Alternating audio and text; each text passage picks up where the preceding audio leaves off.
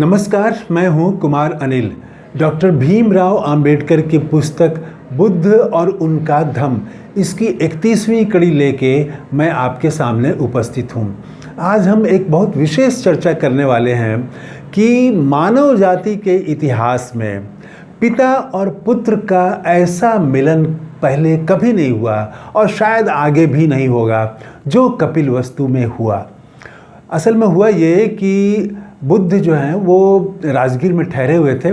सारिपुत्र और मोदगल्यापन को दीक्षा देने के बाद वो वहीं टिके हुए थे राजगीर में, और ये बात कपिलवस्तु में बुद्ध के पिता शुद्धोधन को मालूम हुई। तो उन्होंने एक संदेश भिजवाया बुद्ध के यहाँ, और संदेश ये भिजवाया कि मृत्यु से पहले मैं अपने बेटे का दर्शन करना चाहता हूँ, देखना चाहता हूँ, बेटे को एक बार भर नज़र देखना चाहता हूँ। और इस संदेश को लेके उन्होंने अपने दरबार के एक व्यक्ति के बेटे को, उसका नाम था काल उदाई, तो काल उदाई को ये संदेश लेके भेजा। काल उदाई पहुँचा राजगीर और उसने बुद्ध के यहाँ पहुँचा और वो अभिवादन करके, और वो उसने बताया कि आपके पिता आपको एक बार देखना चाहते हैं, और आपके पिता उस तरह से इंतज़ार कर रहे हैं जैसे कि कमल का फूल सूरज उगने का इंतज़ार करता है, बेसब्री से इंतज़ार कर रहे हैं। आप एक बार चलिए, एक बार अपने पिता से मिल लीजिए। वो बीमार हैं और मृत्यु से पहले एक बार आपको देखना चाहते हैं। तो उसके बाद बुद्ध तैयार हो जाते हैं कि ठीक है, हम कपिलवस्तु चलेंगे। उसके बाद वो अपने सैकड़ों शिष्यों के साथ, वो वैसे ही चलते थे, संघ के साथ चलते थे, तो सैकड़ों शिष्यों के साथ वो कपिलवस्तु के लिए निकल पड़े। और जो वो वहाँ से संदेशवाहक था वो आगे आगे चला गया, पहले खबर करने के लिए, सूचना देने के लिए कि बुद्ध वहाँ से चल चुके हैं और अब रास्ते में हैं। वो उसने जैसे ही ये सूचना दी काल उदाई ने कपिलवस्तु में, पूरे कपिलवस्तु में आप कल्पना कर सकते हैं पूरा हलचल हो गया एकदम से, लोग एकदम उत्साहित हो गए, सब इंतज़ार करने लगे, क्योंकि बुद्ध की चर्चा तो सब जगह फैल गई थी कि कपिलवस्तु का जो शाक्य का जो राजकुमार था वो राजकुमार ही तथागत बन गए हैं और बुद्ध बन गए हैं। तो उसकी चर्चा वहाँ पहुँच चुकी थी और लोग अब तो एकदम इंतज़ार करने लगे, कौतूहल, उत्सुकता, देखने की इच्छा, सब तरह तरह से लोग जो है वो इंतज़ार कर रहे थे। उसके बाद बुद्ध जब पहुँचे नगर में तो अजीब दृश्य हो गया। चारों तरफ से लोग जो है वो घेर के वो लोग देख रहे हैं उनको, सड़क किनारे भीड़ लग गई। उसी समय शुद्धोधन को भी मालूम हुआ कि वो उनका पुत्र आया है, तो वो रथ से, वो शुद्धोधन और उनकी पत्नी, वो दोनों जो है रथ से बुद्ध को देखने के लिए निकलते हैं, और वो देखते हैं दूर से ही कि वो आ रहे हैं बुद्ध। और बुद्ध की चाल तो अद्भुत चाल है। बुद्ध एक एक कदम ऐसे रखते हैं कि लोग कदम रखने से ही मोहित हो जाते हैं।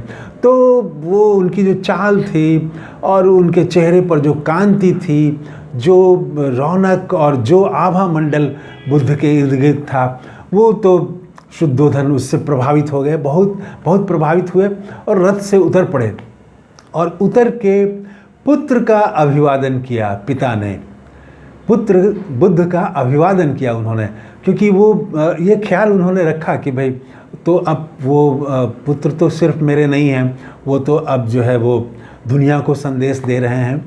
तो इसके बाद वो झुक के प्रणाम करते हैं, अपने बेटे को प्रणाम करते हैं, और फिर दोनों वहीं बैठते हैं, आमने सामने बैठते हैं। बैठने के बाद छोटा सा ही वो संवाद है, लेकिन वो बड़ा रोचक है और शिक्षाप्रद भी है। तो अब दोनों बैठे हुए हैं और कोई कुछ बोल नहीं रहा है, तो दोनों एक दूसरे को देख रहे हैं।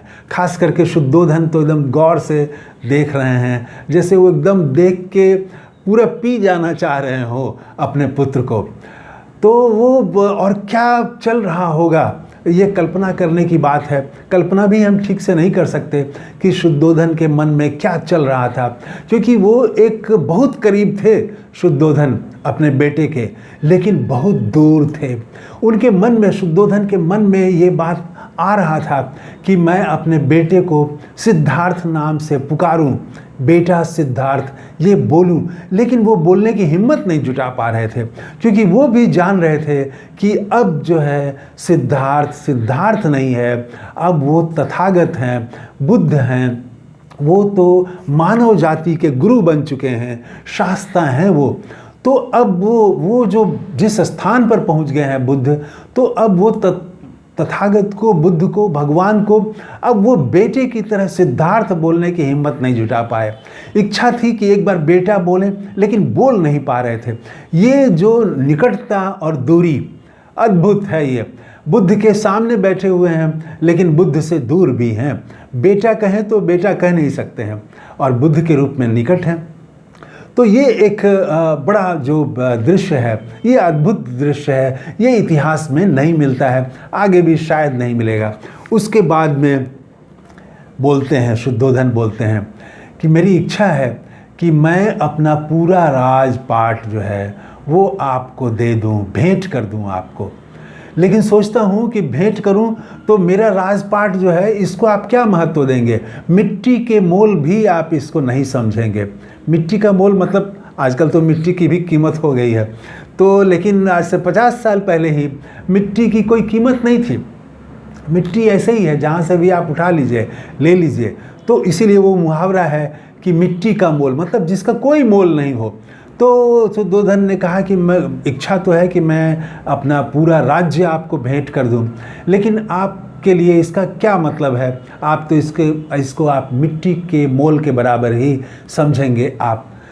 तो बुद्ध इस पर कहते हैं कि पहली बार बोलते हैं बुद्ध अपने पिता को संबोधित करते हुए कहते हैं कि मैं समझ सकता हूँ कि आपको अपने पुत्र के लिए प्रेम उमड़ रहा है, आपके भीतर प्रेम उमड़ रहा है, लेकिन मैं यही कहना चाहता हूँ कि आपके भीतर जो पुत्र के लिए प्रेम उमड़ रहा है, उस प्रेम की धारा को आप मोड़ दीजिए।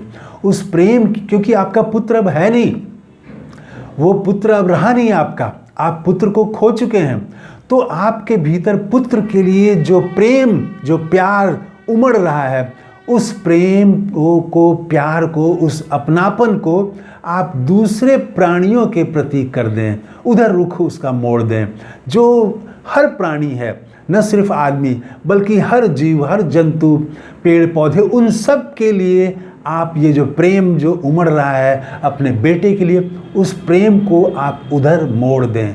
और इसका नतीजा जब आप ऐसा कर देंगे तो उसका परिणाम जो है वो चमत्कारिक होगा। आपको जो बेटे से सुख नहीं मिला, एक पिता को जो बेटे से सुख नहीं मिलता है, वो सुख आपको मिलेगा जैसे ही आप सभी प्राणियों से प्रेम भरा, आप वो प्रेम जो है वो आप उधर प्रेम की धारा मोड़ देंगे, तो वो जो चीज़ मिलेगी, एक विशेष चीज़ मिलेगी, और वो विशेष चीज़ जो है आपके हृदय में निर्वाण का रास्ता खोल देगी, आप परम सुख का अनुभव करेंगे।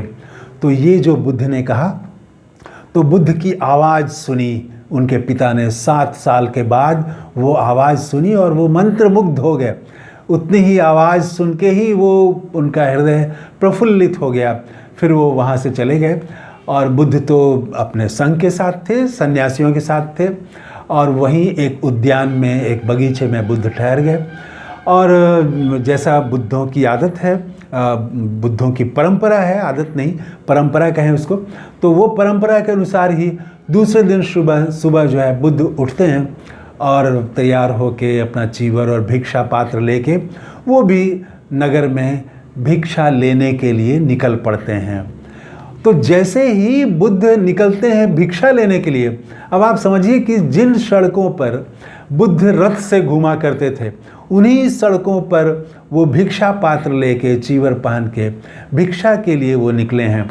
तो ये खबर भी तुरंत कपिलवस्तु में फैल गई कि अरे बुद्ध तो वो भिक्षा पात्र लेके आ रहे हैं।